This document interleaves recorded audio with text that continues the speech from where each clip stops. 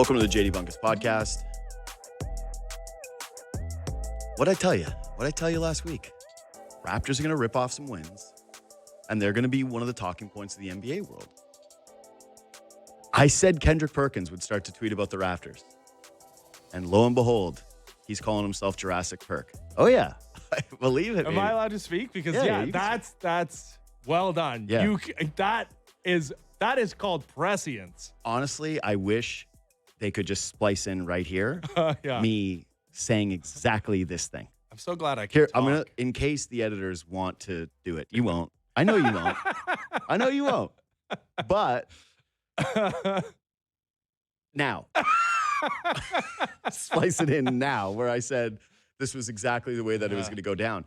What a night for the OG Anunoby trade. He's not playing because you're not going to believe it. He's hurt. Emmanuel Quickly, incredible fourth quarter. RJ Barrett, incredible third quarter. This is the Raptors formula. Everybody contributing, multiple different guys having offensive moments, multiple guys finishing with 5+ assists. And I don't know how you could watch that game and not see the Sixers and go, yeah, the Raptors are better than these guys. And I don't want to hear they're missing Joel Embiid because guess what? They're always going to be missing Joel Embiid. That's no longer a thing. That's not an excuse for the Sixers. That's just a reality for the Sixers. When you're looking at the relevant teams in the Eastern Conference right now, in terms of who has the highest ceilings, to me, there are 4 teams. It is the Pistons, who are the best of them, as of today. That you got to respect the Pistons and what they've been doing. The Cleveland Cavaliers, who are now doing it for 2 years straight and have been doing, fairly well. They lost the Rockets last night, but still without Darius Garland. They've had stretches without Ball. They've had stretches without Strus. They've had a lot of man games lost to injury. And then the New York Knicks, who were missing Brunson up until last night, and should also be given respect for what they accomplished last year and the continuation of their roster. The Raptors are in that group. The Raptors look clearly better than, but to my eye, the rest of the teams in the NBA's Eastern Conference. Orlando's kind of coming around. The Atlanta Hawks are kind of coming around. I think those 2 teams will be in the picture. There will be some others that float in and out of probably some sort of conversation, like the Milwaukee Bucks, who are a little bit deeper than I think we expected and have been resting Giannis a lot. I'm not saying that those teams couldn't beat the Raptors on any given night, but the Raps look good. This is not, to me, just them playing a bunch of bad teams. And the Sixers are not a bad team, but they're also not a good team. I'm not going to pretend like I didn't think that the Raptors should have beaten them or that the gambling line had it wrong heading into it, where I think the Raps were slight underdogs heading into Philly. Either way, the vision appears to be working for them. They were favorites. But if they were favorites, Brandon's buzzing my ear. But if they were favorites, they were like -115. It was like very, very, very small favorites against the Sixers. But I jumped on that line, by the way. That's why I remember it. But I just like where they're at. I like the way the vision is working. I like the way that they're moving the ball for most nights. Like I said, the game they beat the Hornets, I thought it stuck too much. And now for a lot of doubters in terms of what the ceiling of this was going to be, which, again, of course, a title is still, I would say, quite a ways away. We look a little foolish because the Raptors look good. Anyways, Ben Ennis is here. He is allowed to speak. I can speak now. Yeah, you can I could speak before, but now I can speak in longer form. Yeah, you can. You can do whatever you want. Really. That's cool. Actually, That's great. Speak a lot. I could use a break. You only just started. I know. This is the first of 2 hours. Now you have to do 2 hours of radio? But I didn't really just start because I've been doing the whole week. Oh, I thought you were going to say on the subway you wouldn't shut up. No, yeah, I just started randomly talking to people. No, I'm such a grumpy Gus on the subway. I've vacillate between everybody looks on their phones and nobody talks on the subway anymore to whenever people are having a conversation on the subway, I'm like, shut up. I'm trying to listen to this podcast about the early days of Walt Disney. Oh, buddy, you think you're grumpy then? Mm-hmm. Imagine being me.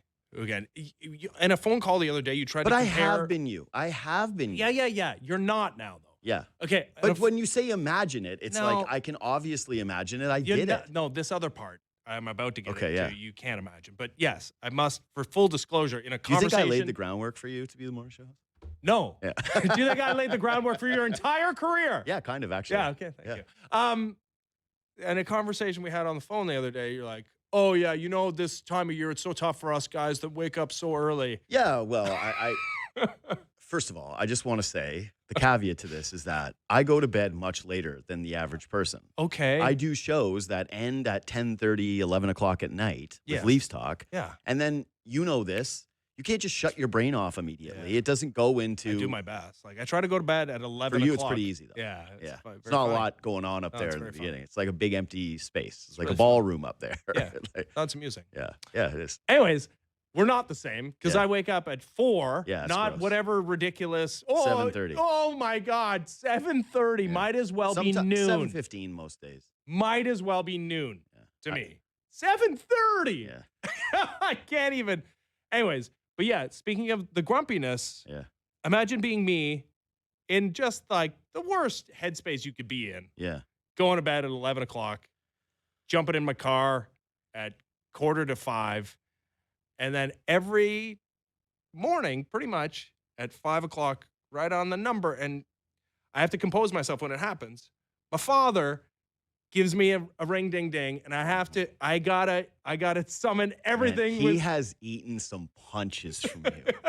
He has devoured some real mean shots because you can be mean. I can be mean. I'm not throwing stones at a glass house or from a glass house. What do? Yeah, you shouldn't throw stones when you live in a glass house. When you live in a glass So house. I'm obviously living in a glass house. Everybody can see me being mean inside, but. Yeah, your father has definitely absorbed a few. He can take it. He can take it. Oh, I'm aware. Yeah. And I do my best. I put on, I try to give him, I actually like do take a second and a half to like compose myself. Yeah. Not, but the worst part of it though, is like he doesn't have anything to say, right? He's like, okay, you do the thing. It's like, all right, what's going on in sports today? Yeah. Do like a preview of your show. And I'm like, He's probably thinking he's helping. yeah. I will say I do like having a short little conversation before I go on air that I've tested out my ability to speak. Not me. I don't want anyone to even look at me. You want your first words to be on the mic. Yeah. It's fair because you start at 6 a.m. Yeah. Again, no, we're the same at 9 and you wake up at 7:30. I usually go to bed at 1:30. Like I watch a lot of West Coast sports. Okay. Yeah. I'm just saying that it isn't that it's not like I'm Mr. Sleep. Honestly, so just mathematically, you're getting more. But also the difference in like circadian rhythm, waking up at 7:30 as opposed to, God, you should see the stars. And I know you have, but like I go outside. The stars at 4:30 are amazing. Yeah. It really is on a clear night.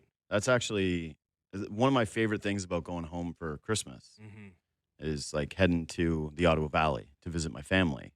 Is when you go outside and you actually go, right. Yeah. Stars. No, I know. Like real even when darkness. when it first gets dark, it's not the same as like 4:30 dark. You're in the suburbs though too, so you get it a little bit. Yeah. More. I'm in the city, so Yeah. I don't even think 4:30 we get it. Nah, you must get it. I don't know.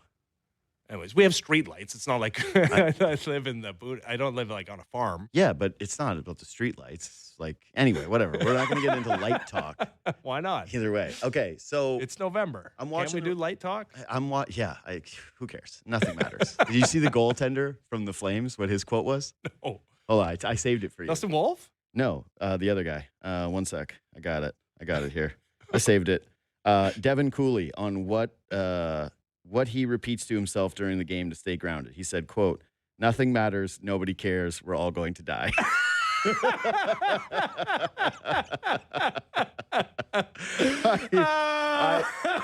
My new favorite player. Oh, my God. How could you not love that? That's an amazing quote. That's an really all-time good. quote. Anyways, yesterday I'm watching the Raptors game, as we do for our jobs, and I'm enjoying myself, and all of a sudden there's a cutaway to Nick Nurse on the Raptors bench. Yeah. Or sorry, on the Sixers bench. And I go, Yeah. oh, he was yeah, defecting. you know what? Knowing Nick Nurse, the way that he comes off the bench and walks around, him being on the Raptors bench would not be the craziest thing. Oh, I thought you were going to say when he jumps ship when everything's going wrong. Yeah. It wasn't his decision. Okay, sure, whatever. I find it a little strange that heading into a game like that, and maybe part of it is that we're sort of just getting reacclimated with really paying attention to the Raptors again and going, all right, the Raps are back. They're actually must-watch television for sports fans. Last year, the year before that, it was horrendous, right? You know the Raptors didn't win their 10th game of the season until when last year? Guess. Boy, 10th game Well, I would like to think it was December. It was not.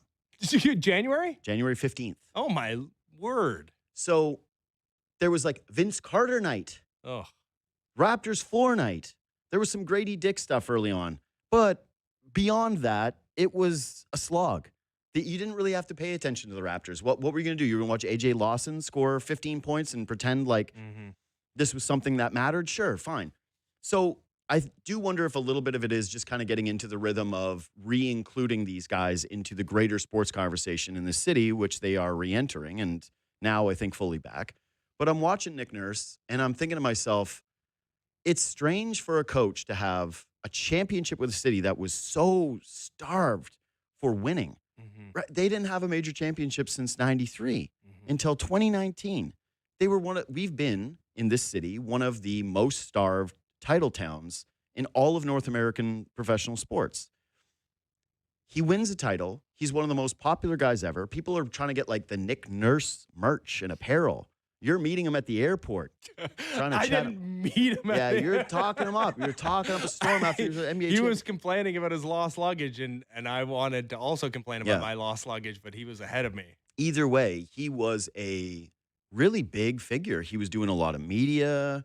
He was front and center with a lot of this. Part of the Arkells. Well, yeah, exactly. He's a rock star. He's going up on stage playing guitar, and then the dismissal ends up happening, and it happens fairly quickly. And sure, part of it happens during COVID, and so maybe I do wonder if part of this ends up getting forgotten because all of us have, I feel like as a collective group, tried to basically block that period of time out of our lives. Like, when do you ever talk to people about COVID? Oh, my God. Never. Hopeful. The idea when I wake up every morning is to never do it again. Exactly right. So I was thinking, okay, maybe that's a part of it, and I'm willing to give it a little piece. But the way he left town was also pretty controversial. He's at podiums, basically all of a sudden becoming very argumentative with the press. Well, and there's stories being leaked that he's backdooring this deal to Philadelphia. It feels as though he jumped ship as soon as the Raptors are in a bit of a reset or not quite the team that we thought they were. And then left Team Canada. Correct. And you would think that a figure like that would have still a real overarching power with this organization that we would have spent. I didn't do a single Darko versus Nick Nurse thing heading into yesterday. I did an hour on the Toronto Raptors, and it didn't even cross my mind. Yeah. And again, maybe this is just like my fault as an individual. I'm willing to accept that that's possible in this scenario, but I don't get the sense and a sense that the Raptors base at large or the city at large was really thinking about this being a Nick Nurse game or that even being one of the top storylines in this thing. Yeah. And I guess the question to you is, why do you think this is? So what do you think the emotion should be of the fan base? Because it's complicated. That's because 2019 is obviously you don't just hate him because he didn't just leave without giving you something. He gave you a title. And it's a Kawhi championship, no duh. Yeah. Like no duh. Yeah. But it's Nick Nurse was huge. Monumental. Huge, man. Boxing one. Totally. Yeah.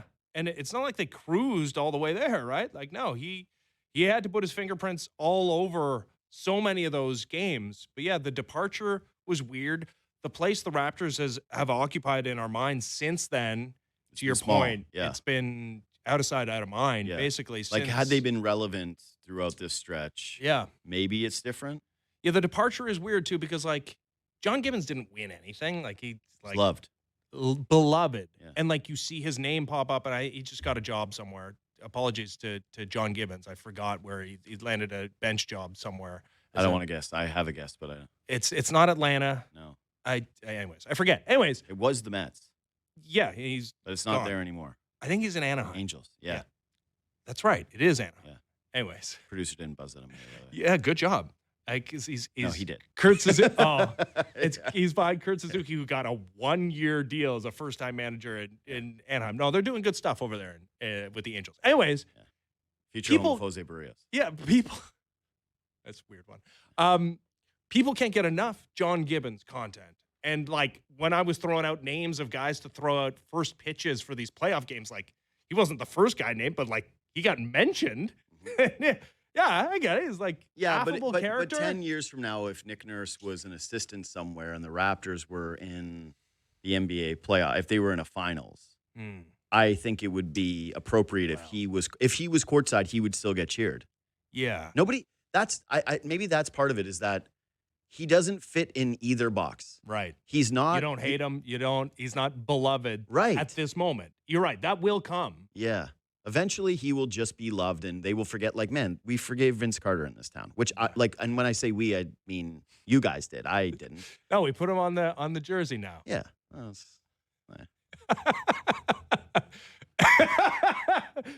I was there. Yeah. And I didn't take the Netflix money like Michael Grange to just be yeah, no, we love it. Yeah.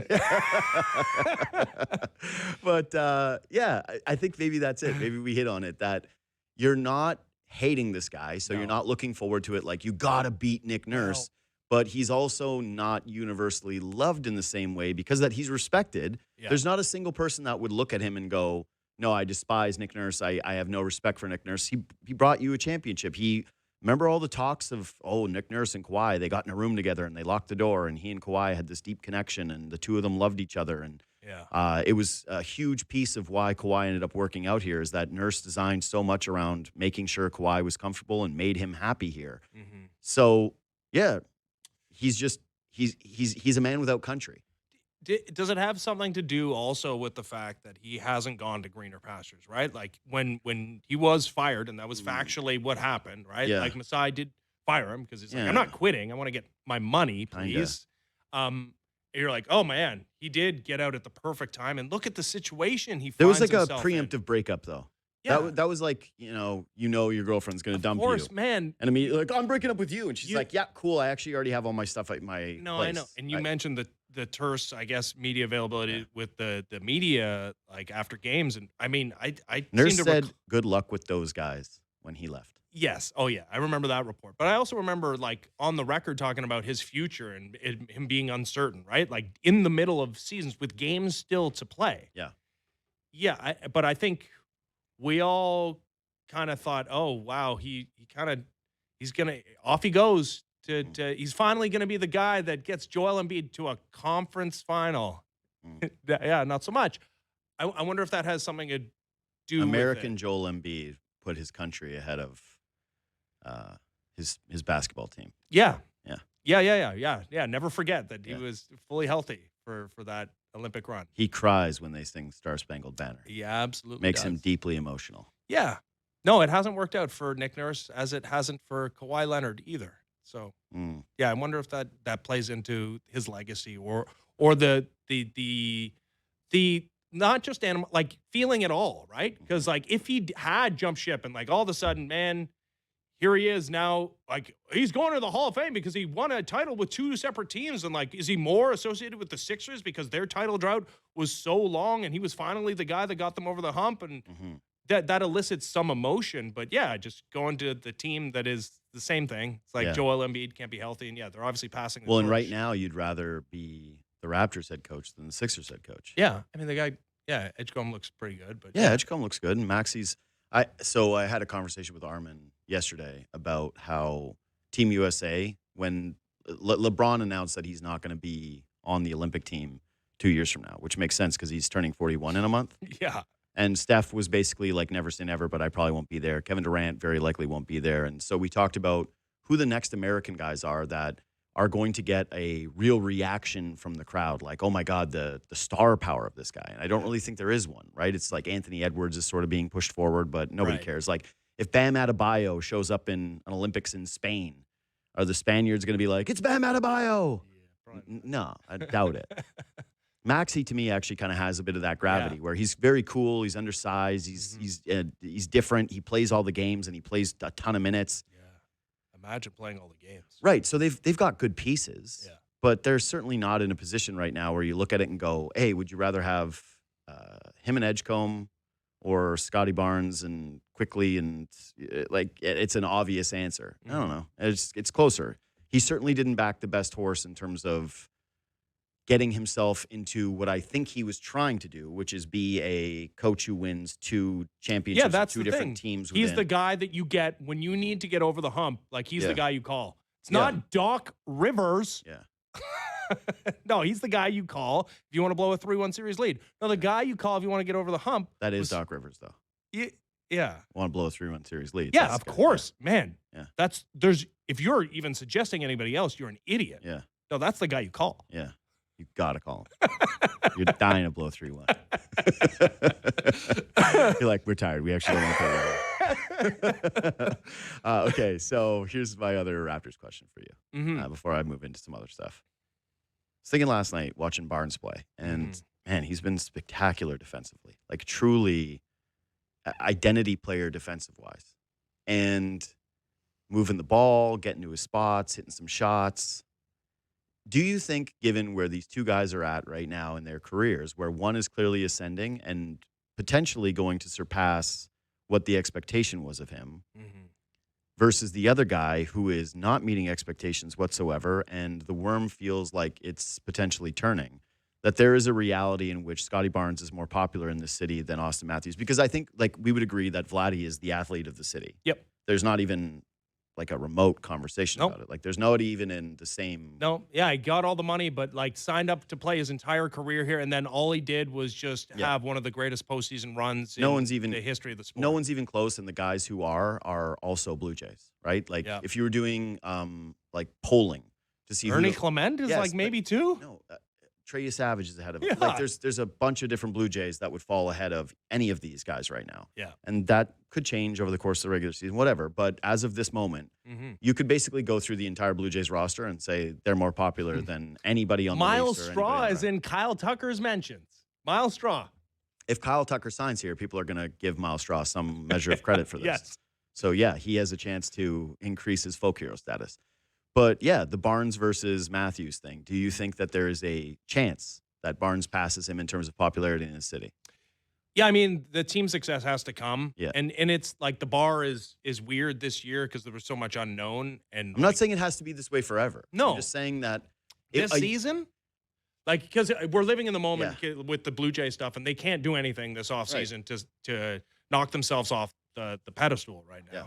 But like, if we're just talking at like the end of this year, when the Leafs miss the playoffs and the Raptors are the 3rd seed in the Eastern Conference, I mean, it's hard to say that anybody surpasses the captain and the former Hart Trophy champion of the Toronto Maple Leafs. First overall pick. People are Guy who's so gonna ready. break the goal scoring record for this franchise without a doubt. Oh, this yeah. season. Yo, people obviously hope that the Leafs do well, but they're so ready to just hate this team, right? Yeah. Like, it's so bubbling right below the surface that I think if this continues, and I'm not even talking about this season, but like the lack of winning in this era of Austin Matthews, like it's going to be like a scarlet letter. And I don't know if you can go through any of it and survive with any level of popularity in this city. Yeah. No, I think it is. I think it's like very much in play, and that it could happen even before, maybe not before. I was going to say it would have to be basically in the second round.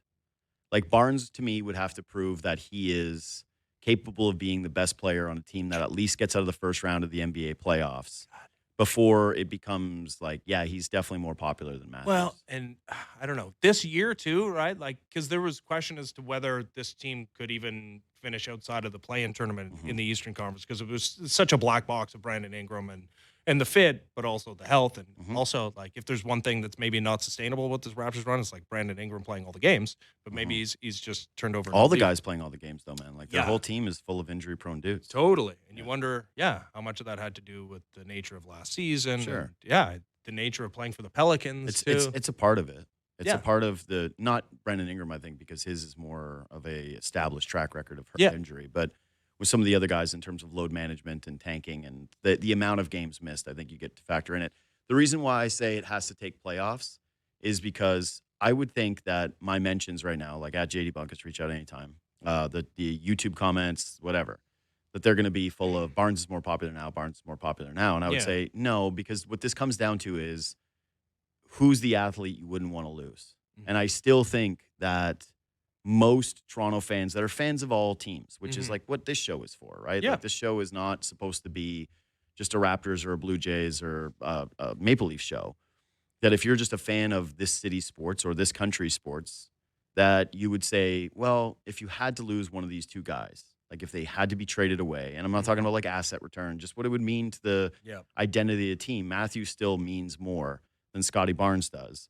And I'm shocked to say that I think that could actually flip with a first round win for the Toronto Raptors and them to look competitive in a second round and feel like they're really building something versus what could happen with the Leafs. Well, especially if Austin Matthews returns and still looks like a good player, but never the great one again. Right? Yeah. Like that's part of it. Well, that's the main thing. Because like you can't, yeah, of course, a guy that scores 69 goals, whatever you want to say about the not scoring in game sevens, whatever, like winning a Hart Trophy, scoring 69 goals in the regular season, you can't go get that. Like that's, but if that guy's never to return. Sure. But I was going to say, so everyone's pointing out that the top 4 scorers in the NHL right now are all Canadian guys, right? Mm-hmm.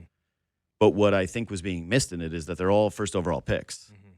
It's Sidney Crosby, it's Connor McDavid, it's Connor Bedard, and it's Macklin Celebrini. Mm-hmm. And Matthews used to exist in that conversation of, well, he's clearly one of the best 4 players in the league, and now he's not. And I think that he's probably getting criticized too much when he's been playing this season based on what he's actually produced, which has been good. Yeah. But I believe it was Myrtle yesterday that pointed out to me that if you look at all of his numbers, it puts him kind of around like the between 20th and 25th best player in the NHL, which is a very good and valuable piece, but it's not a $13 million guy who is the first overall pick who's supposed to be leading your franchise to glory. So, yeah, I think it's in play. Anyway, I want to take a quick break. I want to come back and talk to you about some Blue Jays stuff. Something that helped me move on yesterday and like refocus a little bit, but then also, where the fan base is in terms of what happens with their relationship with the front office should there not be a splash. That's next. So yesterday, John Boy posted a video that was like 30 minutes long. It was 2 days ago because I watched the whole thing with my kid was enthralled. Yeah. My kids were enthralled. All right. So I saw it yesterday. Okay, yeah, it was 2 days ago. Okay. It's 30 minutes of unseen footage from Major League Baseball that they send to him as a partner of all their different camera angles that don't make... A lot of fan stuff. Yeah, a lot of fan stuff. But really enjoyable of the ALCS. Mariners, Blue Jays, and I'm still tortured by the loss. I just am. Yesterday, Jim Bowden was on. He was talking about how close they came. I saw a clip of Jimmy Rollins on his podcast talking about IKF space running, him being critical of it. Like, it'll just still populate into my feeds, Blue Jays stuff, right? And it's very difficult to watch it. I have Dodgers fans in my mentions every day still being like some variation of, and Yankees fans too, which I think is the cringiest thing ever because they're doing the Blue Jays lose in my comments still. And I'm like, there's nothing more pathetic than your organization losing to the Jays and you treating them losing to the Dodgers, the team that beat you last year, as though it's like an accomplishment that you're thrilled by. It's very weird. It happened 2 series beyond where you went. And you never had a sniff. Your greatest Aaron Judge moment came against the Toronto Blue Jays. Congrats. It was in a first-round exit against that team. Anyway, yesterday was the first time where I felt like I'm actually moving on a little bit to appreciate the run a little bit deeper. That I watched those 30 minutes of fan reactions and umpire cams, dugout cams, and felt some measure of joy. Yeah, I did as well. You have kids, so it's different because you get to see it through their little wee innocent eyes. They haven't been tainted by years and years of sports caring and pain. Oh, and what they'll learn to do is live like I did through that video where it's like, it was cool to see like the dugout celebration during the George Springer home run in Game 7, but so much more fun for me to see how painful it was for Mariners fans and like how excited the Mariners were. I don't take any joy in... Oh, see, that's where we're different. We're different. They were so excited when Eugenio Suarez hit a grand slam. And the thing for me is like, I don't really I take great pleasure in fans like the Yankees being deeply upset. And this is sort of where the Leafs are complicated in terms of the way they get trash talked by other fan bases, is that they are in this weird category that kind of the Cowboys are in too.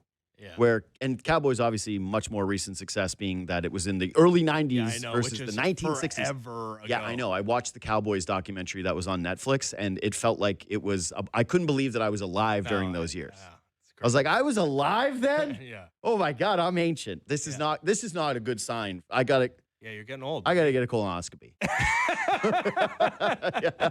I gotta schedule that sucker.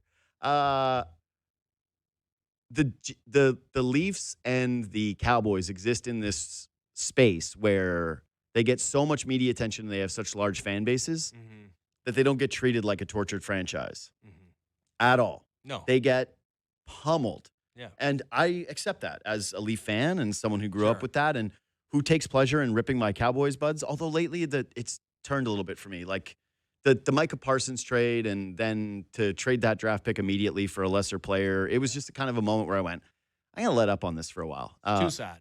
It is. That's what I'm saying. And I don't think that's going to happen with the Leafs if this all ends up crumbling, that people are going to go, it's too sad. Be nice to Leaf fans. And honestly, they should. But you and also, it is. But you also reach a point with it where, and this happened before the Matthews era, where people were like, I want the Leafs to be good again. The Leafs more fun, or the league's more fun when the Leafs are in it. You go, oh, your pity is actually the worst thing possible. So don't do that. Don't do that. But when I see the Mariners losing, and this extends to a bunch of different franchises that are truly mired in nothing but heartache, like the Cleveland Browns, I don't take pleasure in the Browns losing. I don't.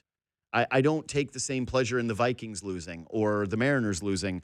I look at them and go, man, nothing. Bills fans, same thing. I don't take any pleasure in them. No, but you're missing it. It's like and you can, I guess, argue that the way the Blue Jays lost in Game 7 of the World Series is worse, but it's like there's a moment where you're like, oh, it could be worse. Like that's, to me, it's like it was bad, but at least you were there. Blue Jays one is worse.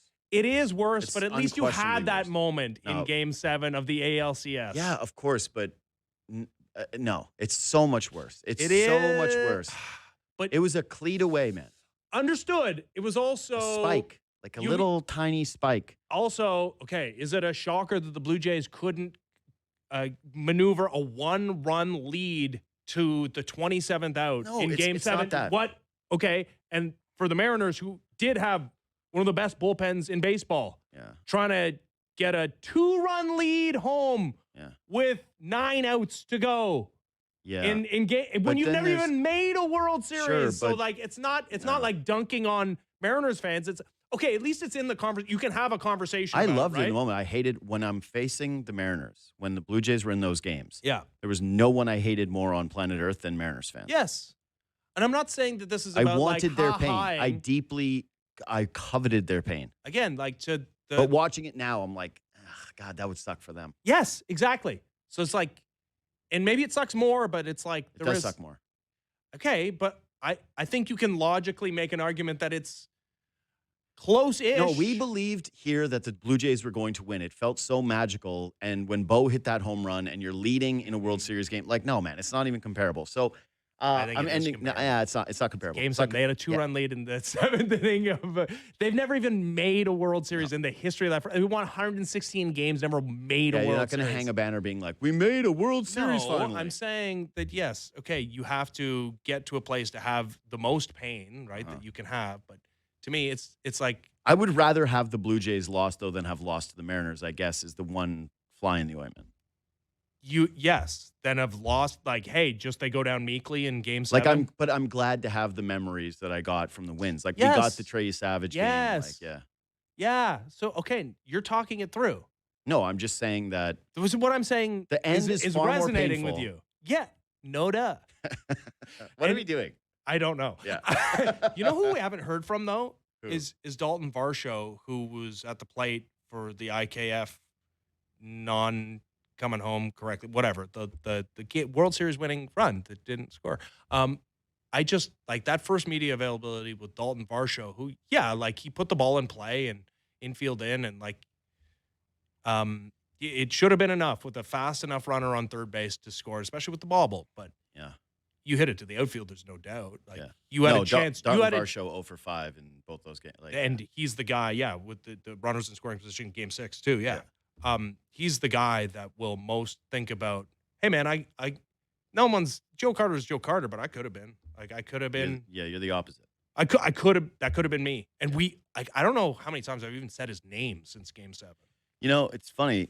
Like this isn't what the segment was supposed to be, but just since we're talking about Varsho, in the moment when I was watching the games, he felt like the biggest scapegoat, right? Like, man, you were pissed at Dalton Varsho. Yep. He killed them. Yep. And now that there is some separation, I don't think that there's going to be any resonance in terms of the way people feel about him, like that he is somehow going to wear any goat horns. No. Like, because it was like Hoffman gives up the home run, because they leave in Savage for the extra inning and he gives up a home run, because the lead that gets taken by IKF is controversial, because Alejandro Kirk is the guy who hits into the double play at the very end of the game. I just think that those moments being so much more visceral and memorable than Varsho's utter incompetence at the plate through the final 2 big games of the season, and the fact that they actually had to move him down the lineup and the game still found him. I think bases loaded, 1 out with a chance to win the World Series in the bottom of the ninth is a pretty visceral moment. But I think agree. IKF takes it But away. that's what I'm saying, though. It's like it's the IKF piece of it where it's like he garnered more blame than Varsho did, because technically Varsho did his job, which was to get the bat on the ball. Sort of, but with the infield in, I get it. You hit it directly at it. Hey, and I would just put myself in Dalton Varsho's shoes. That would, like, you want to talk about I think that'll haunt him forever. I'm saying, though, from God. the fan base's perspective, when we're playing games next year, right? I don't think that there's suddenly going to be a surge of fans that are saying, you got to move off of Dalton Varsho. Like, in the moment, I was like, yep, trade Hoffman, get rid of him. I don't ever want to see him again. You got to get rid of IKF. I didn't have him in that category of player, even though, I'm guessing that the first time he strikes out with bases loaded or with runners in scoring he has position. a chance to score the runner from third. And no, I'm saying, but like moving forward, like who suffers optically the most, maybe I'll feel differently. Oh, I mean, I don't want this to happen. It's mean, I guess.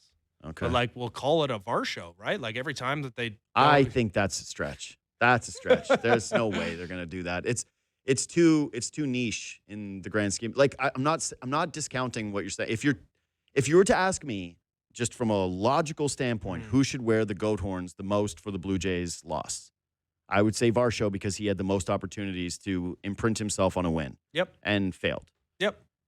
But in 6 and 7. Yeah, but like that's what I'm saying. Both games. No, he was moved down the lineup. Addison Barger moved up for Game 7. God.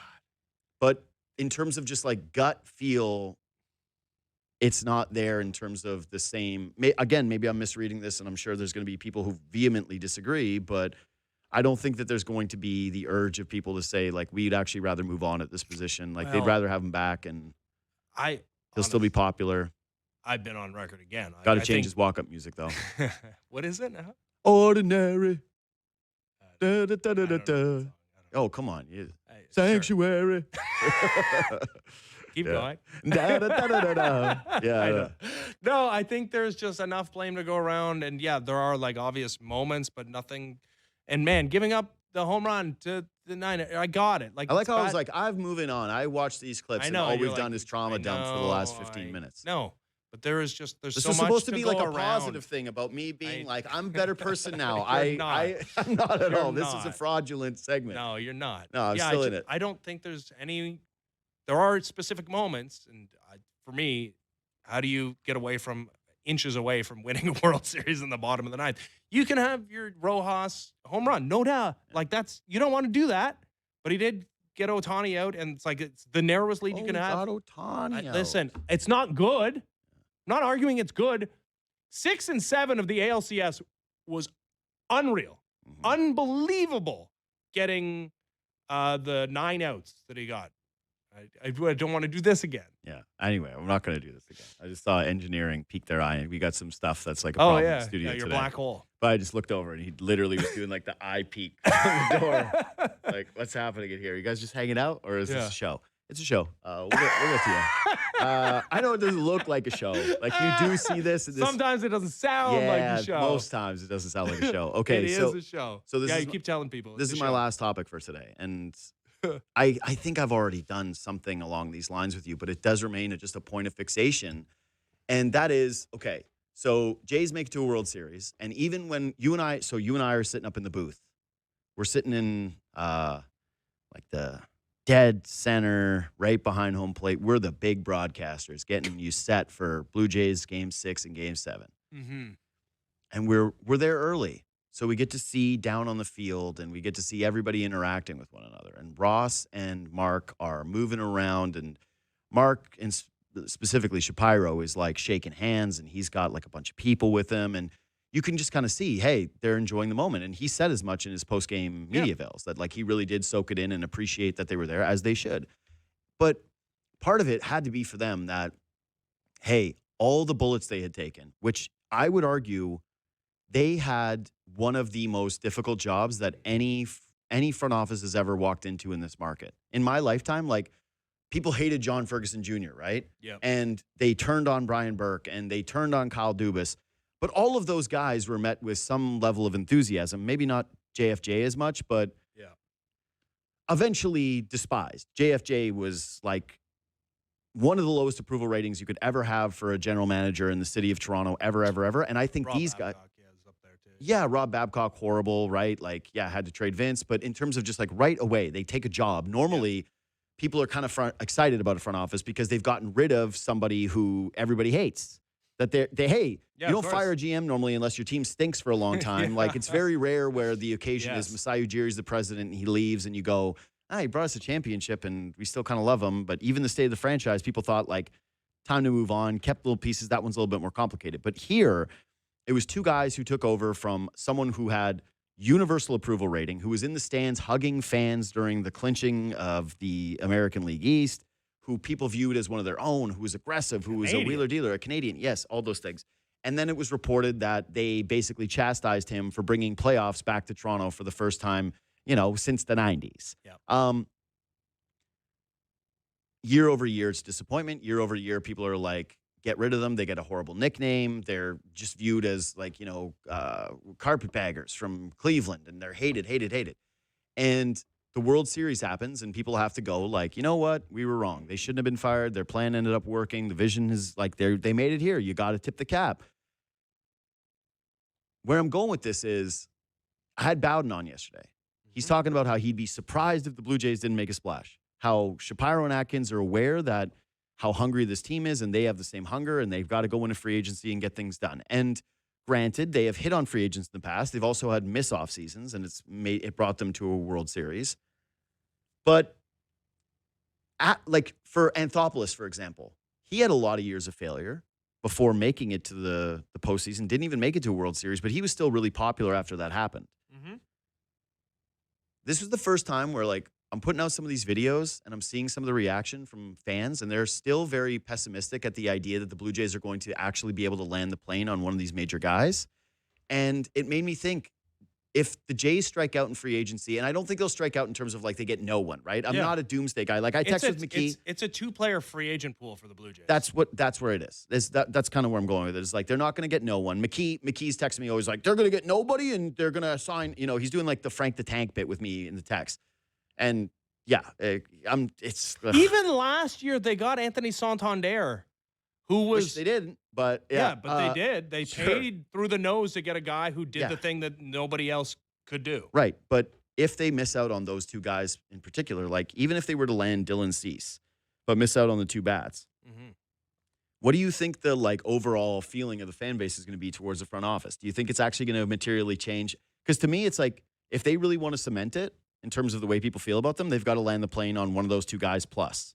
Otherwise, it's going to be like people are going to blame them for blowing the moment and being cheap. It's so crazy because this team actually needs arms more than bats, like pretty clearly. Like so much of the offense is just returning, right? Yes and no to me, because yes, the offense is returning, but they're just, I don't know how you can be honest and say you couldn't see a scenario where. Well, George Springer's the biggest one. It's like, but all like almost everybody on the roster, if you're doing the like positive negative regression thing, like, are you really going to bank on Nathan Lucas being that guy again? Are you really going to bank on Ernie Clement being one of the best hitters against left-handed pitching in all of baseball again? Like, yeah, maybe. I mean, I can expect him to be better against righties though too. He was abysmal against righties during the regular season, and then he was like a league average bat overall. And too, I think right? Santander is going to be more of an impactful player, right? Like, there's guys but that are going to be up, even with that, like within the margins of error, like the offense is less of a concern than the pitching, which was not as good, and the bullpen was a serious issue. Yeah, and I even think if you're saying pitching overall, like if you're including bullpen, then I would agree. Yeah. Doesn't matter, If though. you're just saying starting pitching right now versus... No, pitching. Yeah, okay. No, it doesn't matter, though, because you got to get one of Kyle Tucker or Bo Bichette. Because if this is, like, every narrative point, like, you could not get to... And I know, like, we held off on getting excited about Shohei until the last possible second, and then for forces outside of the fan base's control, you really, like, just thought it was over. Soto never really got to that point because you're like, we're not going to be twice bitten, and we're already shy, okay? We don't need to be bitten again. But now it's like, yeah, I mean, Bieber opts in, and everybody loves it. All the wives are with their Instagram posts, and everything you hear from every insider, from every agent is like people falling over themselves to sign up. Can I say one thing about that, though, is that actually is the one thing I really would defend from Shapiro and Atkins' media availability, is that they were given these opportunities to talk about like how the World Series changed people's perception about Toronto, like within the baseball community. And I actually think they played that smart where they went, no. Guys have always wanted to play here. This has always been a desirable destination. And in the moment, it actually kind of felt like hype us up, be a little bit of hype man. Yeah. Like, but be cool. Yeah, but stepping away from it, it's actually kind of like... That's what I'm saying. They were being cool about it. Yeah. Like, no duh. Like, obviously, we're so cool. Yeah, we're the coolest. we don't talk about it. But when you got that, like, and we have actually the proof of concept with the Bieber stuff, and who knows outside of the Bieber stuff to me now is like basically a non-story because like Shota and Minago opted in, Trent Grisham opted in for $20 million. He got 16. Yeah, I get 12. Yeah, I mean he actually is getting 16. I don't know why people do this 12. It's like 12 because he could have gotten 4. Yeah, okay, but he just gets 16. Yeah, but he would have. Of course, they would do it that way. Okay, so then, all right. So because he would have gotten 4 plus whatever he signed in the other place. Yeah, exactly. Which would have been more than 60. Which would have been more than $60 million. Yeah. So aren't you making my case that there's like less of a case for him to opt in? No. Yes. No. I'm sorry. We're confused here. I know. I thought you were making the anti-opt. No. Argument. I'm saying like it's over for me in terms of I had a little blip. Things. I thought we were arguing. Like, we're in lockstep. I had a little blip where I got a little shaken because Rosenthal started to do that like half report. He's hurt. He was like, well, I don't know if it was an altruistic blah, blah, blah. And I was like, oh, maybe I was wrong because I did this whole big thing about... I had a pre-argument with you. No. Yeah, we're on the same page. The Bieber thing is just good news and proof of concept that they're good. And I'm saying I'm over the feeling like he did it because his arm is about to fall off and he didn't want to hand his medicals over to the Pirates. Yes. Yeah. Correct. Anyway, so we have proof of concept with that. We've got every report from every insider. Nobody's disagreeing with this. It's like, I don't know if they can convince Florida native Kyle Tucker to come to Toronto. It's like, everybody loves it. Yeah, a lot of people think they're the favorite for him. Yeah. Because I think he's from Tampa. Anyways. Well, and even the way that they're approaching Bo makes me feel like they're actually pretty confident with Kyle Tucker, simply because if there was a reality in which they thought there was no shot they were getting him, I can't envision them being this cavalier with letting Bo walk and not being more aggressive and saying, like, what do you need to get this thing done? Yeah. And just eating a little bit of the extra money to make sure that Bo Bichette wasn't going anywhere. Because it's a gotta have one of those two. Correct. You have to. But you see what I'm saying about like the way they're doing it? Well, because so it sounds to me like you agree with me that it's one or the other, that it's probably not both, because not even from a money perspective, but it's like, and this seems so obvious in retrospect, but it's like, now you know Ernie Clement has to play every day, which you did not know. You did not know that. Now you know you got to give Addison Barger a chance to play every day, which you did not know. It's actually easier to configure your baseball team around having Kyle Tucker and moving certain stuff like Addison Barger to third base all the time and Ernie to second than it is the other way around where you're like, okay, Yeah, totally. So for that reason, it's one or the other, but it's got to be one. And it does feel like, the reports coming out of LA, I know they're like the Saudi investment fund. So like it's bottomless pits of money. Yeah. But maybe not. Like maybe that they're around the periphery of the Tucker, not like as all in as they were with Shohei or others. I think they're landing huge fish. In fact, like it wouldn't shock me if they were the team that made the Tark Skubal trade. Yeah. Okay. That's different because they still, it's like, you can complain about the Dodgers and all the money that they spend on their free agents. And okay, how do they still have the best farm system? Yeah. Because and there is a money component to that as well, but there are limits. There is actually like a cap on that. you just stink if you can't outdo them in that thing. Either way, we're on the same page in the sense of like, if the Jays don't land one of those two guys, people are going to be pissed off, and it's going to feel with this front office as though there will be more people that like defend them. Like you see, there's like a faction of interneters that are doing, what do they call them? Boss Ross, where they go Boss Ross or Ross the Boss. Yeah. No. Oh, really? Yeah, for sure. There's definitely a God, I'm not nearly as online as you. Yeah, I have more free time than you. That's true. I have 2 children. Although you would almost think that, like, no, your kids aren't of the age yet. They're still like you're anti-internet with them, which you should be. Yeah. The way I look at it is, I don't think that they're going to have any kind of. They're going to get the least amount of gains from the popularity of the World Series if they don't land the plane on one of those two guys. Period. I will be a defender of them, and in fact, I think retroactively, what I've done is I kind of viewed the previous quote unquote successes while they were happening, making the playoffs and never winning a playoff game, as more successful now that they did get over the hump with this 94 win World Series season. I think that's fair. That's right. Yeah. Yeah. Because it's like, look at the circumstance that they arrived with, like the oldest team in baseball. And even the year they missed the playoffs with the Semien year, it's like you look at that one and go, man, they 21 got was maybe they're not their best, but like who wasn't terrified of that team if I it think got that in? was actually their best outside of last year. Yeah. Outside of last year is what I meant. But anyway, we got to go. Okay. Yeah. We agree. So we don't disagree. Kind of. We disagree a little bit in terms of the severity of which the front office will be treated if they don't land the plane on one of those two guys. Anyways, quick break, come back, talk to Jackie Redmond. Engineering just fixed all my issues. What a squad. Thank you to the engineering team at SportsNet. Fast, quick, efficient. Crushed it. I was trying to talk to the engineer. He did not want to talk to me. He was business. I was like, hey, here's the things I tried. He was like, no, nothing. Oh, he's back? Forget something? Nope. Okay, beautiful. Beautiful. Thank you. Yeah, I don't know if you could hear him, but he was like, yeah, shut up. He does not care. A guy like that does not respect me at all. He sees what I do, and he's right to not. He's doing something useful. He's got a technical skill. I have nothing. I have this. I can ramble. That's my skill, is to basically be annoying.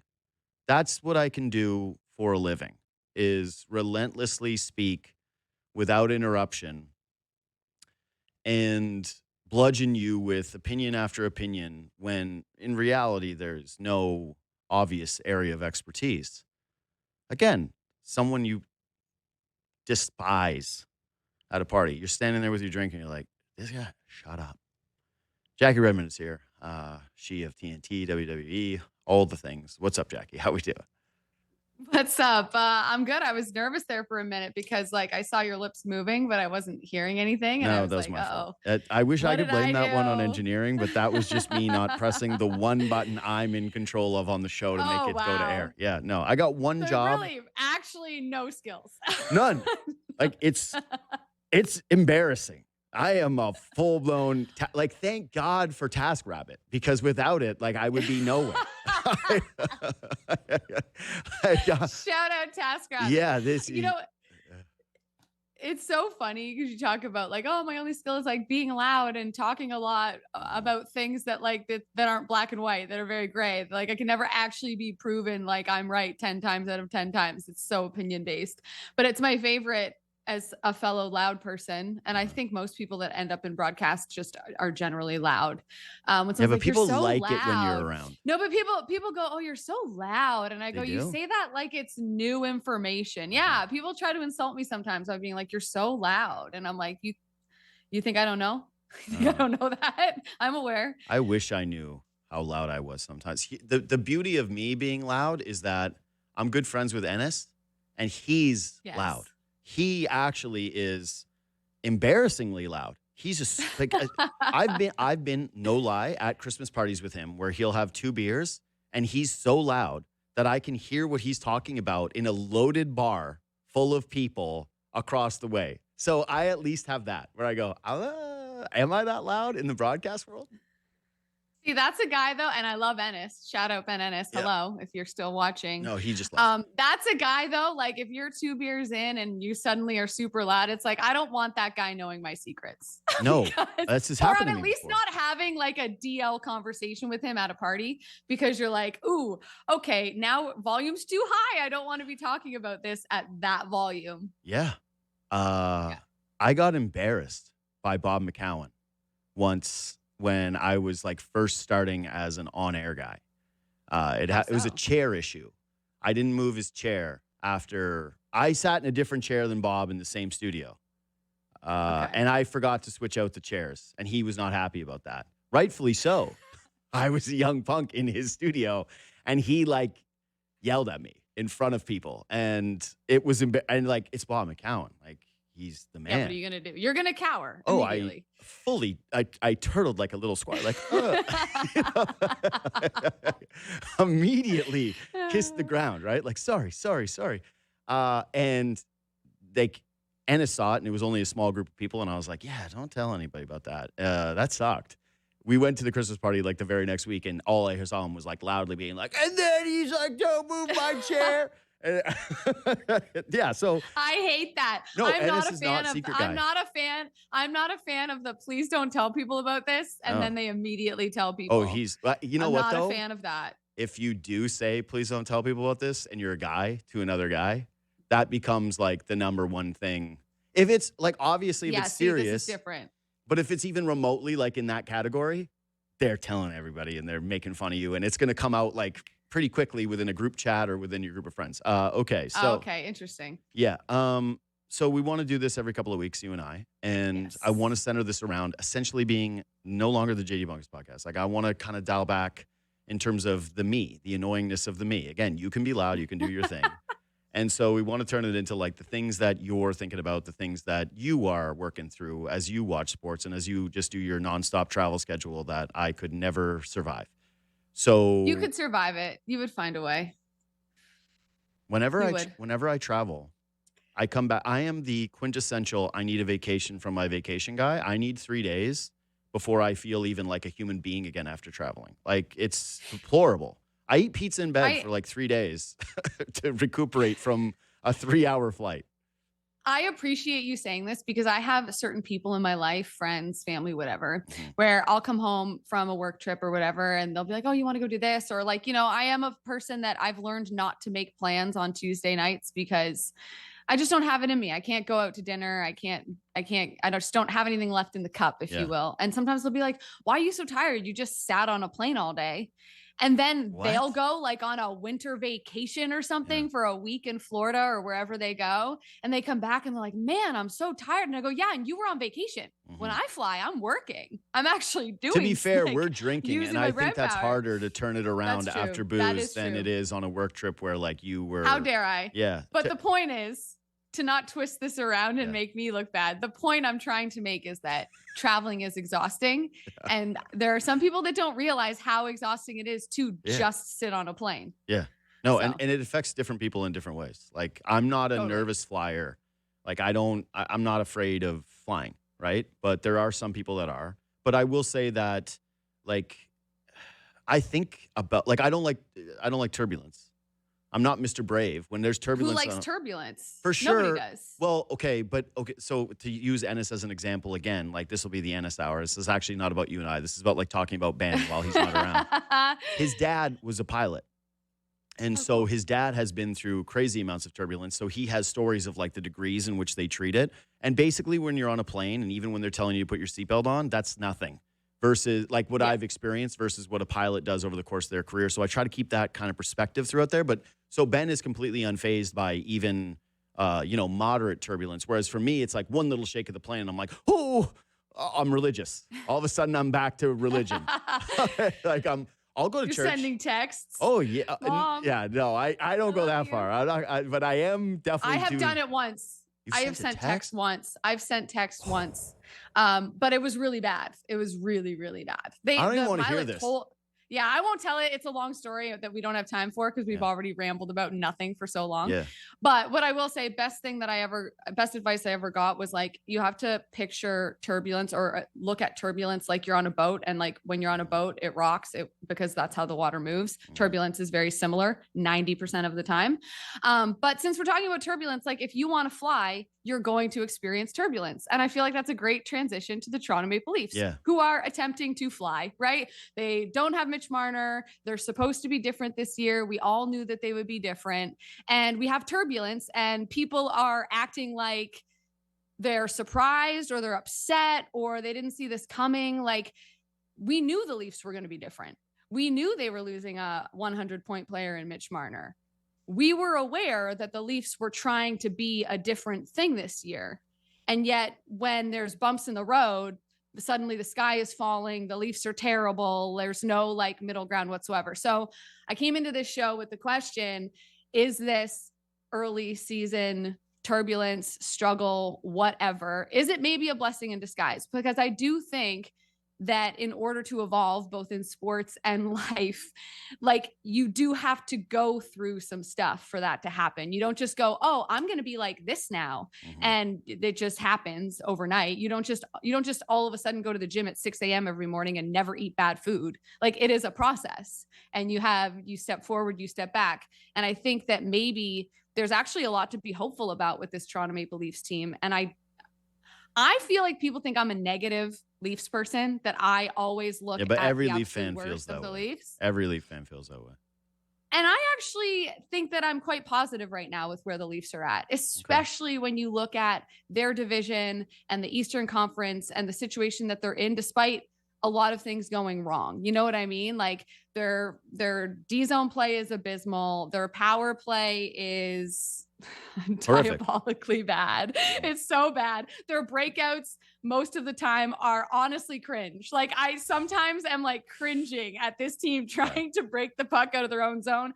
They're slow. They're injured. Matthews is out. Like I'm not saying anything that people don't know, but despite all of that, they're still a team that's 2 points out of a wild card and 5 points out of first place in a division where nobody's blowing the doors off this thing. Like there is not a team in the Atlantic right now that has given me any reason to believe that they're scary, that they can't be caught. And so for me right now, for the Toronto Maple Leafs is all about figuring it out. And without all the injuries and without Marner's departure and without Wall, not really joining the team until the last couple of weeks, to me, like that is presented an opportunity for the coaching staff to do something that we've complained they wouldn't do in the past, which is try things, which is, how many times, JD, have we talked about the refusal or hesitancy to break up Matthews and Marner, to not rely on the core? This is team A, team B, it's us and them.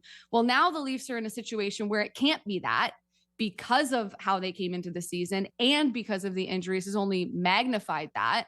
And so now they're being forced to lean on people and give people opportunities that they wouldn't normally do that with.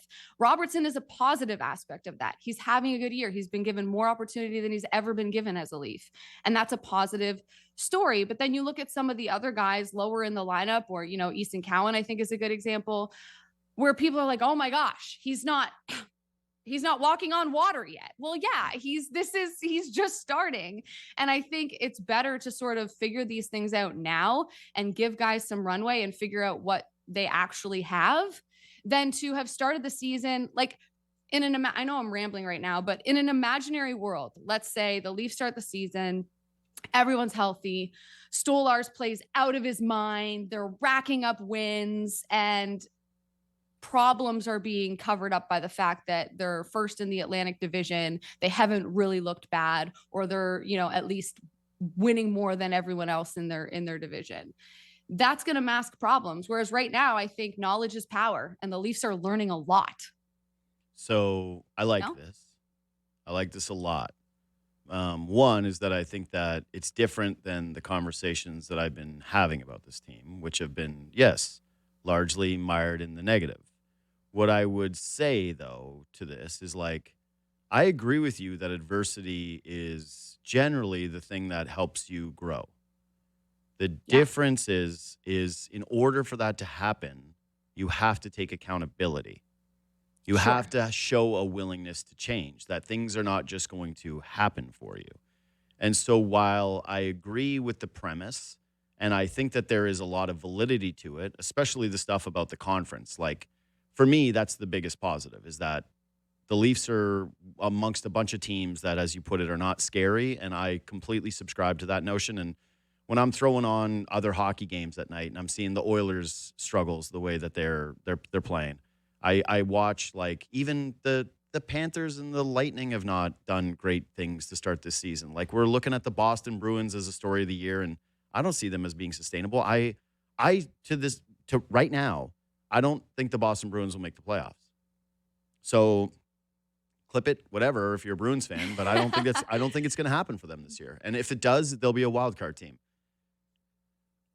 I think the real question comes with when you're talking about the change. Like, yes, they removed Mitch Marner. Yes, there's some other guys that are being tasked with more responsibility. There's, in fact, now like a Marner line at times, right? The 3 guys that replaced him from a salary standpoint. Yeah.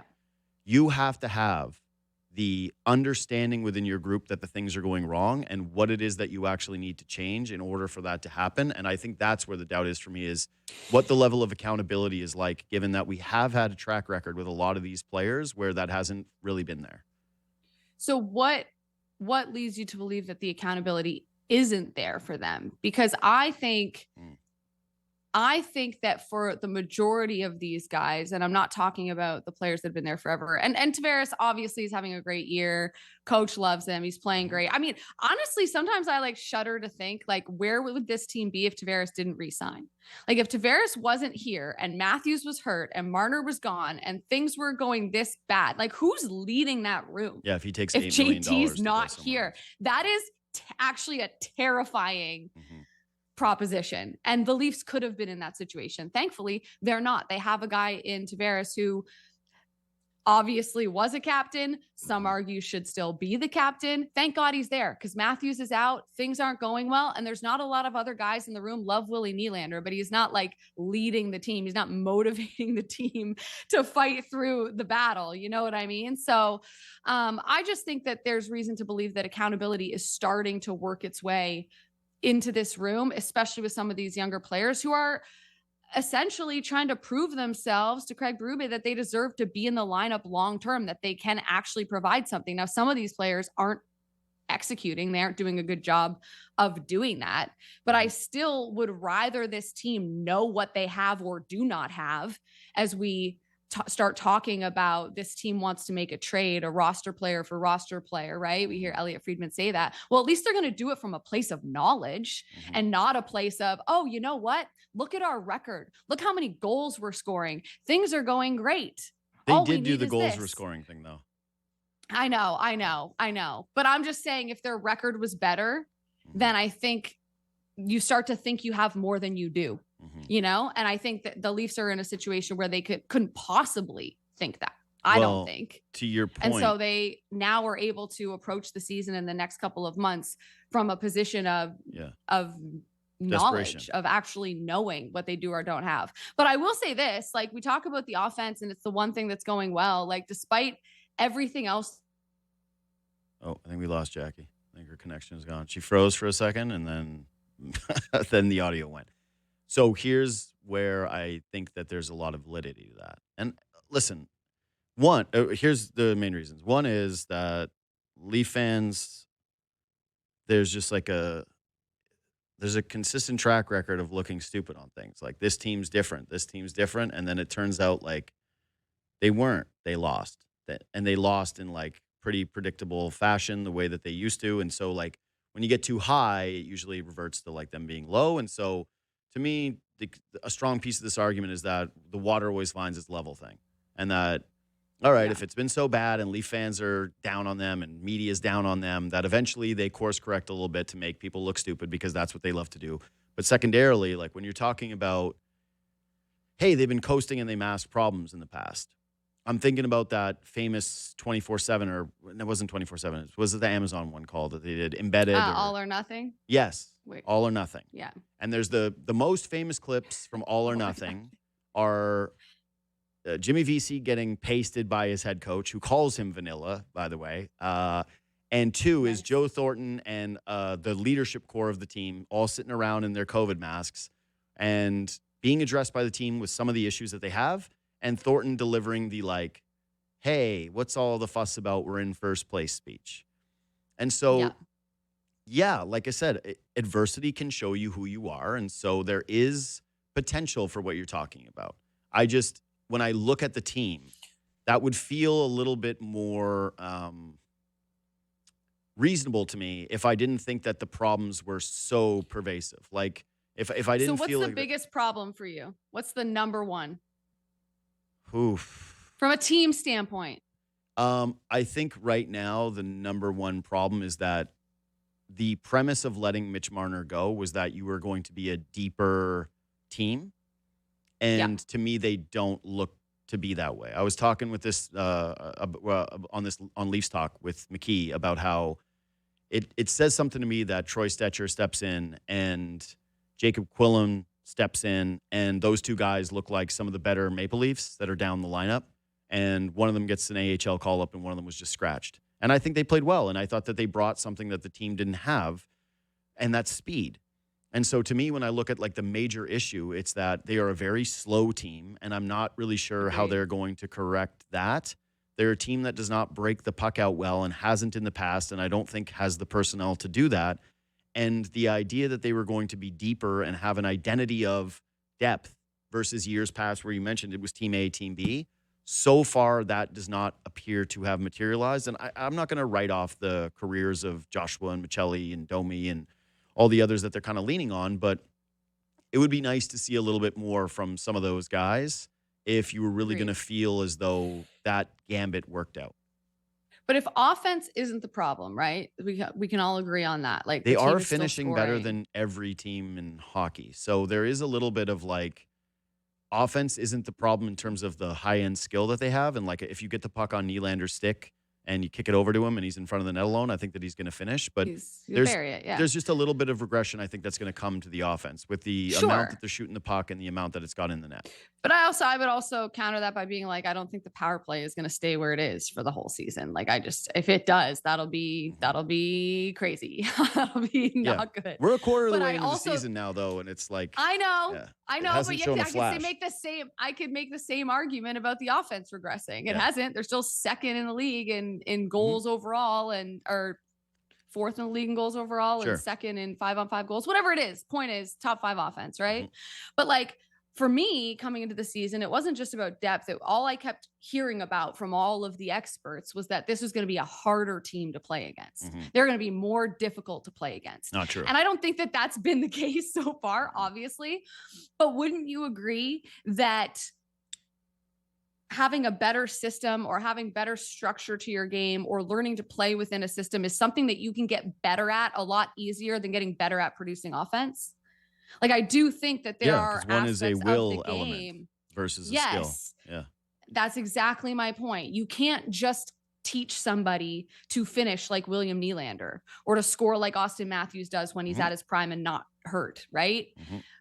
But you can teach guys to be in a better position, to read a play better, to commit to a system, to have more puck support in their game, to play more connected, to hit more if that's what you want, to cycle the puck more if that's what you want. You can actually do those things and tangibly get better at them within a short amount of time.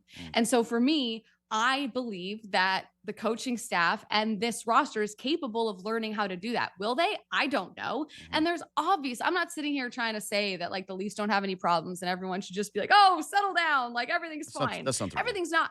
Everything's not fine.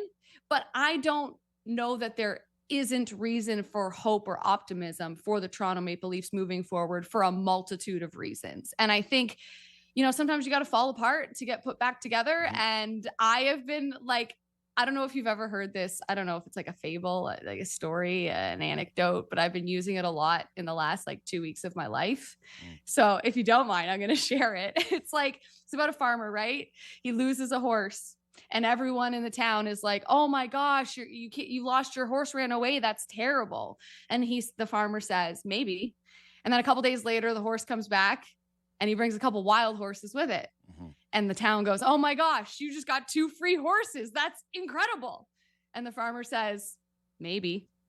And then a couple days later, the farmer's son decides to try to ride one of these wild horses, falls off, breaks his leg. Everyone says, oh my gosh, absolutely terrible. And the farmer says, yeah, maybe. And then 2 weeks later, the military comes in and every able-bodied like boy 16 plus has to go to war, except his son doesn't because he broke his leg falling off the horse.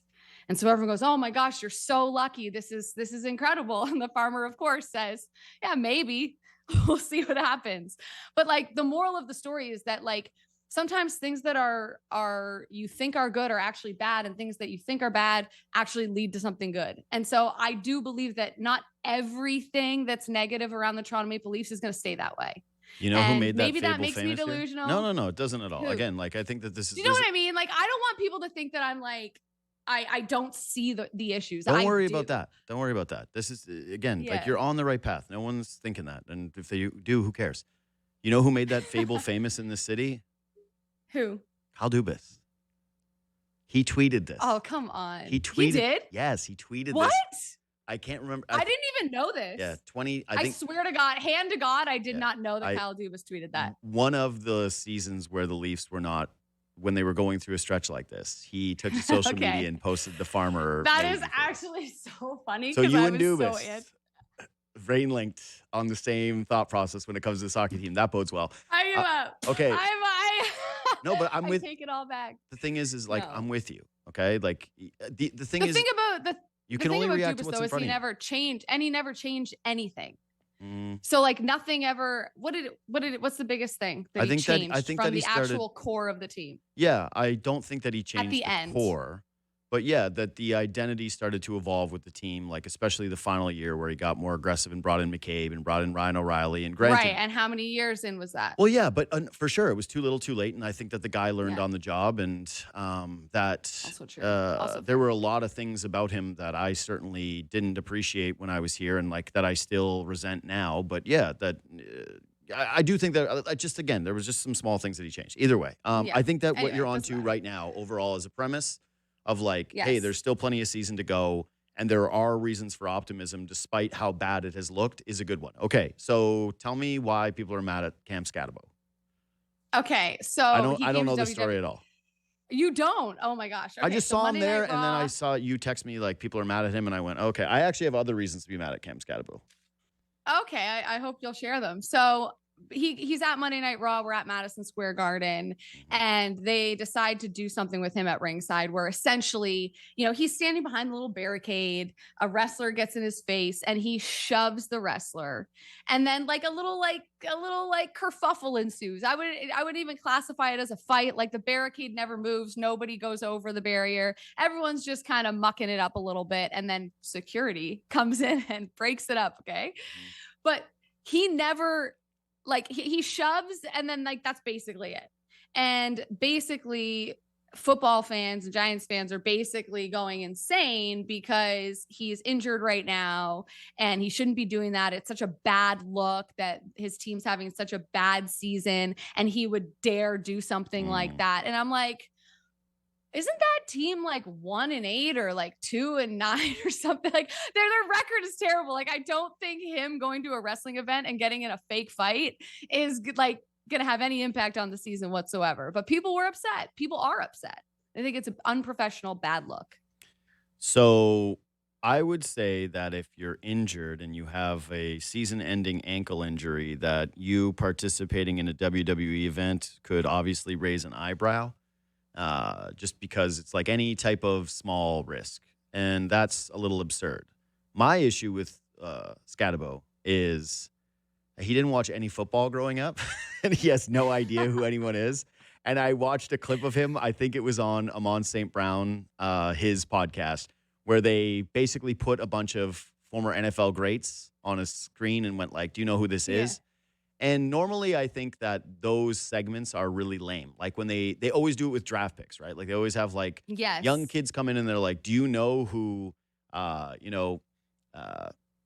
Eazy-E is? And they're like, no, I don't know this song. Like I don't know who this is. And old people like me go like, I can't believe it. But I can believe it because Right. It sort of makes some sense, especially now where there is like so much more music than say when we were growing up and our parents listened to a few things and we got those like kind of little few things. Yeah. Bo Scatabo not knowing who like Calvin Johnson was offensive to me. I was like, you gotta. How dare you? Yeah, How dare you? He's such a football player. Like when he's on the field, he's been so unafraid of contact. Yeah. He's like wild. He's crazy. He's got an attitude to him that I really like.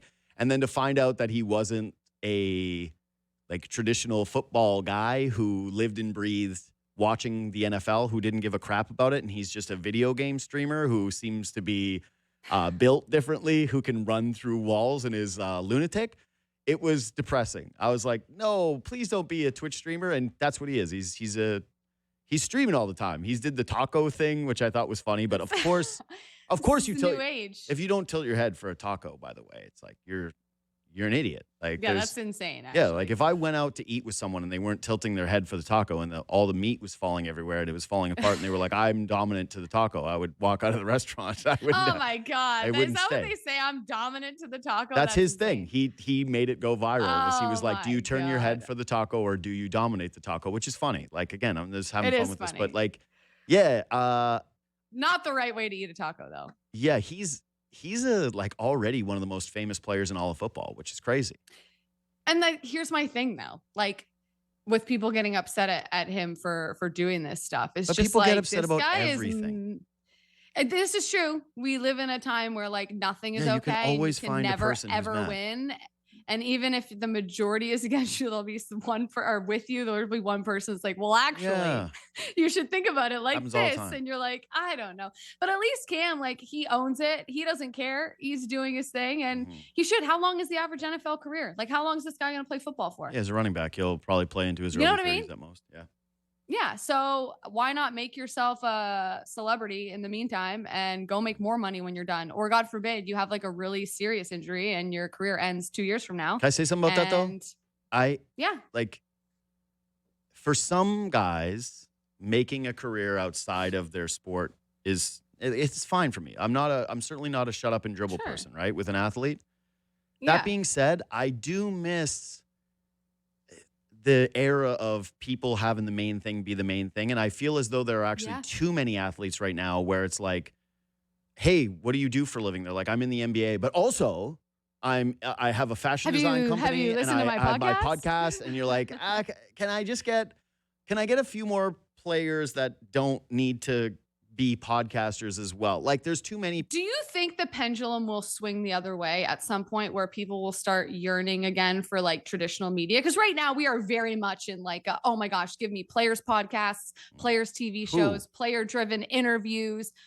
Do you think there will ever be a desire from sports fans to go, I kind of just want like a traditional sports talk show that We have it, doesn't though. have some big celebrity on it. But we have them. And to me, it's like, it's the. But they don't do numbers like No, they do. some of Like, these but I shows. just think it's micro audience stuff where you look at it and go, there's a greater cross appeal for someone to put on Travis Kelce and sure. Jason Kelce talking about Taylor Swift's tour, or being able to get literally any celebrity on earth that they want to get on that podcast and it feeling like it's a destination place to be. So there's always going to be an audience for stuff like that. Of course. I'm not saying it's going to go away. No, I just think that like it's so diverse in terms of people's interests now that nothing is going to dominate the same way ever again. You will have huge podcasts, right? But and like podcasts, I actually was listening to Bill Simmons talk about this the other day because he did this the Blue Jackets are the most irrelevant franchise thing. this. Yeah, which I loved. And I think that he kind of nailed it. I think that was like a really, I spent some time thinking about it because we had it in a group chat and I went, it's a pretty strong case. And I was listening to some other stuff on that pod and it was a mailbag and somebody asked him like, do you think that we're still going to call these things podcasts and not just talk shows? Like, what is this going to evolve into? And I sat with that as someone who does one myself. And I just don't think that I think the demand will only rise as this becomes bigger and bigger and that more people are going to want to do them. And that it's now gotten to the point where it's almost surprising when someone with like even a drop of personality in the sporting world does not have some form of a podcast or a platform in order to which they speak on. So Yeah, I think the pendulum might swing back to say something else is more popular, like that isn't a player-driven pod. But I think that having that perspective is always going to be coveted by fans because they don't live that reality. So you're going to have people who want more stuff like what I do, which is I don't think that I have zero pressure points in terms of me being critical of something or giving it praise. Whereas if you go to like the Kelsey podcast, he's not going to criticize Patrick Mahomes' play. So you're not going to get that there. So you're going to just kind of like piece all these things together and have a few of them, and then they're going to be a part of the ecosystem with shows. So that's where I'm at with it. Anyway, we got to go. Yeah. We're up against it. But this was great. This was very, very good. All right. See you, Jackie. Thanks for making time. See ya. Jackie Redmond. All right. Quickly before the break. 50-50 fortune for sick kids. Who wants to win a bunch of cash while doing the best thing this holiday season? Sportsnet 59 of the Fan is all in supporting the 50-50 fortune for sick kids. It's 50-50, so the money we raise, the more kids we can help, and the more holiday cash you can win. The current take-home prize is guaranteed to be $100,000. Buy your tickets at 5050fortune.ca or text the word money to 590-590. We'll send the link right to your phone, 18 plus. Please play responsibly. Standard message and data rates apply. Lottery license RAF 1518410. That's a really awesome initiative. That's really cool. I really like that. Listen, it's the holiday season. You should be trying to be charitable in some way or another. We are there. We're officially, it's November 20th. We're officially holiday season. You're a month away from being off on vacation. Being charitable is important, and it's like especially right now. All right, let's take a quick break. We'll come back and we'll hit what we missed. All right, Brandon Brown's here. What do we got? What do we miss? Yeah, something we didn't get to yesterday was kind of a crazy moment in the Dallas Stars New York Islanders game on Tuesday night. Had Mikko Rantanen kind of knock Alexander Romanov into the boards. Oh, you didn't kind of? Yeah, very much did. Yeah. I was going to say, what is kind of to you? What does that mean? Well, I mean, if you see the clip, he looks a little bit off balance, but he definitely kind of goes full force into Romanov there, knocks him out of the game. Yeah, and, scary moment. Yeah, Rantanen himself got ejected, 5-minute major, I think, for boarding and kicked out of that game. And as he's leaving, we saw head coach Patrick Waugh for the Islanders saying, you're not going to make it out of the next game against the Islanders. When I think Dallas will be going to town sometime later in the season. But yeah, just wanted to get your thoughts on the hit and then obviously Waugh's reaction afterwards. Okay, so I texted Bourne yesterday about this, and I already put the next time they play into my calendar. It is March 26th. Right. My thoughts on the hit are it's a gross one, and I actually think that it was suspendable. And again, this is one of the problems with the league where, okay, I get that intent should matter, right? Like there's a reason why we have degrees for murder. And it should be the same application when it comes to suspensions, right? Like if a guy skates down the ice and two-hands you in the face and he's looking right at you and he had time to think about it, you go, yeah, you're getting more, man. Like if you had more time to process a play, then it should be the league's thought to give you a harsher suspension. That being said, it's a very reckless play that you cannot have in the game, and his numbers are fully turned to Rantanen.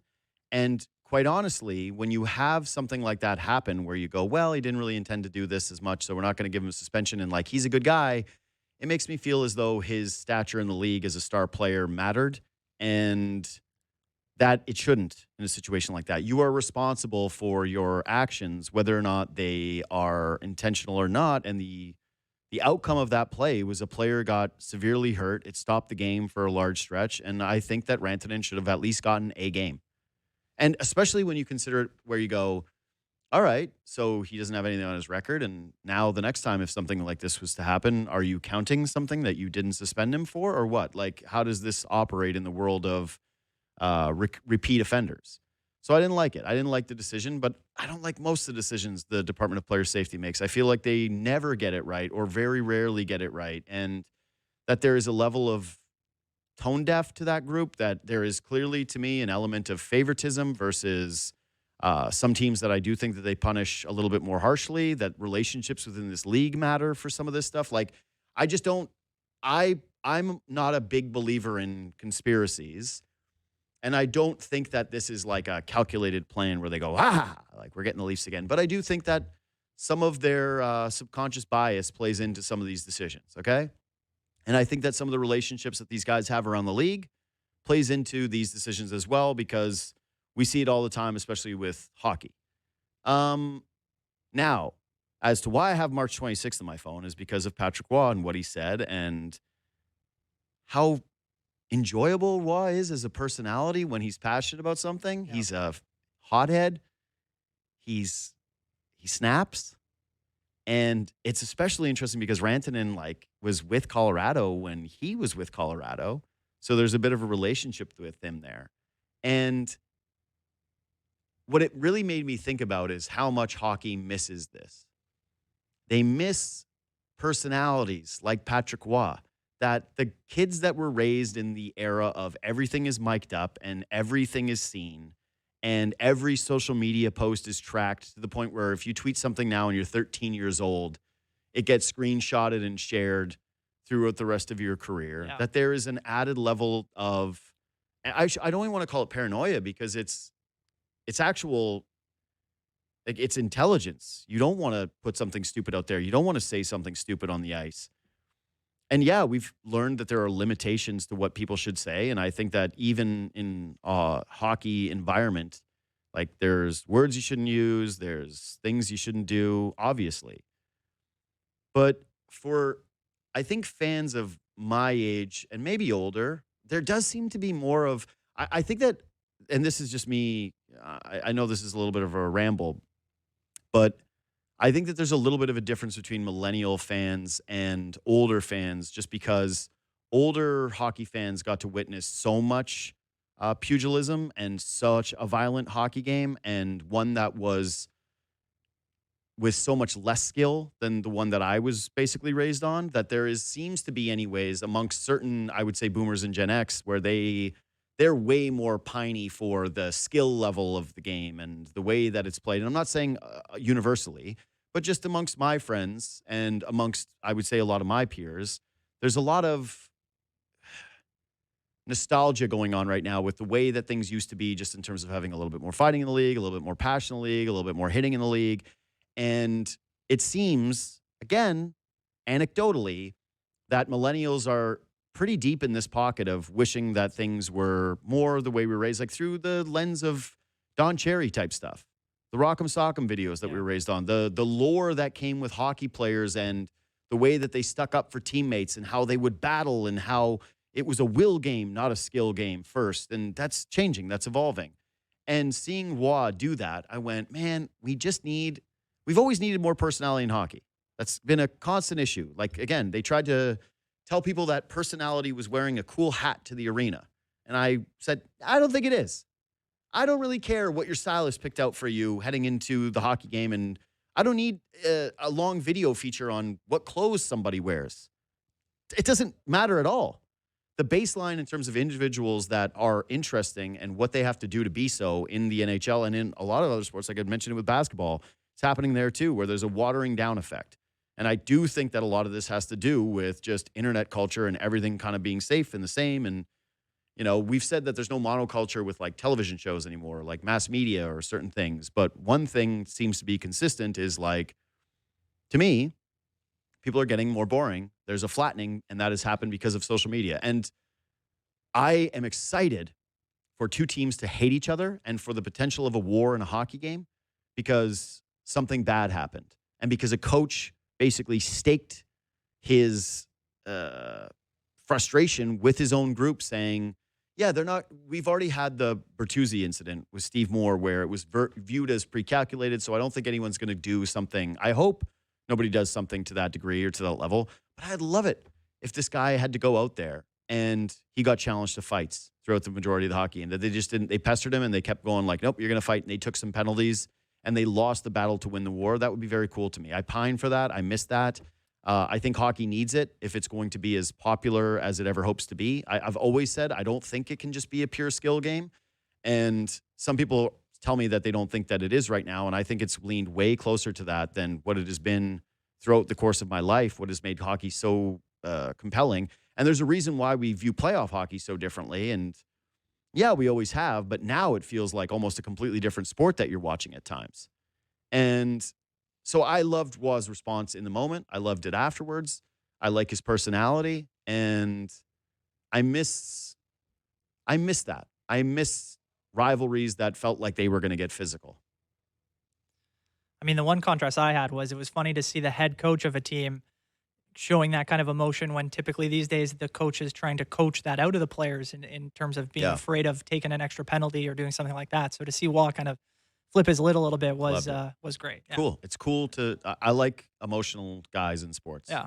I like it when you care more than the fans. Anyways, what's next? Sticking on the ice, we got the first look at the 2026 Winter Classic uniforms. So we got the Panthers and Rangers.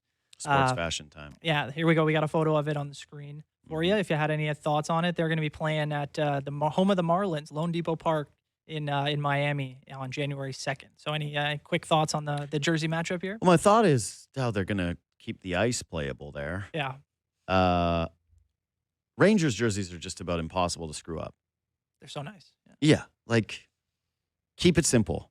Keep it old school. And as these two jerseys illustrate, in my opinion, if you're watching them on YouTube, and if not, just go search them on Twitter. I'm sure you've seen them. I think that these made enough news that we can talk about it even if you're listening on the podcast. But yeah, Rangers just so difficult to get it wrong. So many classic variations, but of essentially the same thing that it always seems to work. And I love them. They look beautiful. The Panthers one is a little bit more controversial because of the striping. Yeah. So they obviously nailed it. Like, that's about as cool of a retro logo and look now as there is. And again, millennial talk, many of us grew up with that gear, Panthers and Sharks. And so there's definitely an added layer of this looks cool now component, whereas it looked kind of skitty when I was a kid, the Panthers one specifically. I actually think that the stripes on the arm are the only thing I have any issue with whatsoever. Like, everything else to me is super clean, super retro, very cool. And I just think that the stripes, they got a little too horned up for. I would have done without them, but overall, the jersey's still like a, 7.5 out of 10. I really like it. I think it looks great. The only thing is, if you were going to get that jersey, my only counter would be, I think most people would just rather have the retro. So, yeah, make that one without the stripes. Anyways, we got to go. Brandon, great work. Again, subscribe to this podcast, leave 5 stars, reach out anytime on Twitter and Instagram at JD Bunkis, and we will see tomorrow more Blue Jays rumor stuff with Robert Murray.